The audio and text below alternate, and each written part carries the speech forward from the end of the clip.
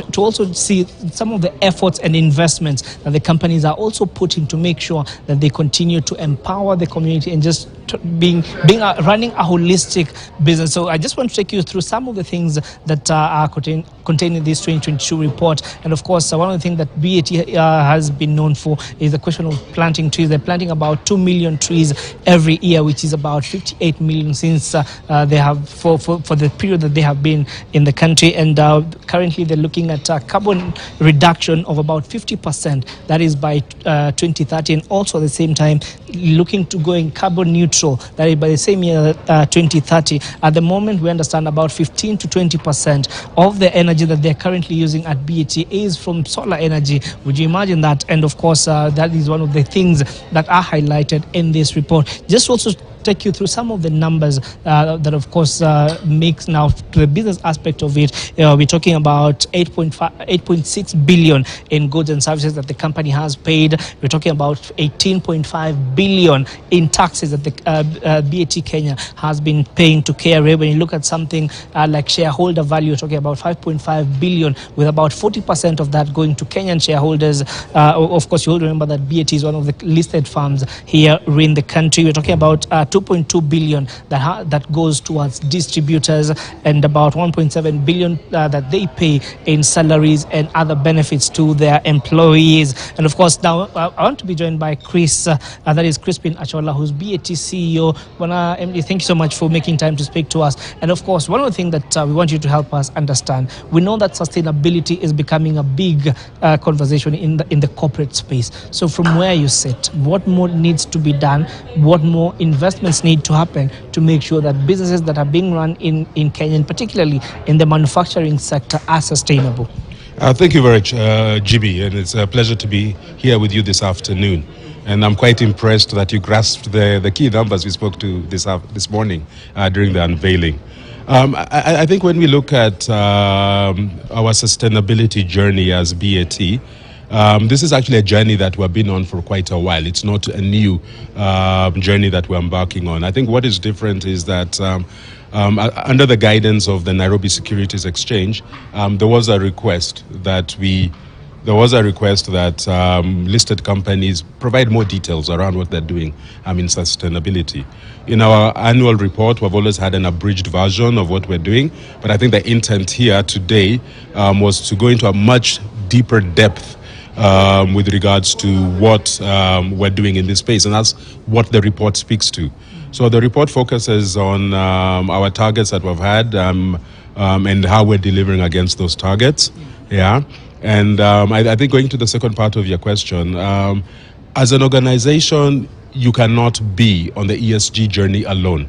Yeah. So I think what we've been doing is that we've been working with partners who are like-minded, so that we create an ecosystem. And BAT is perhaps at the center of that ecosystem, and suppliers and people who give us goods and services also contributing to that.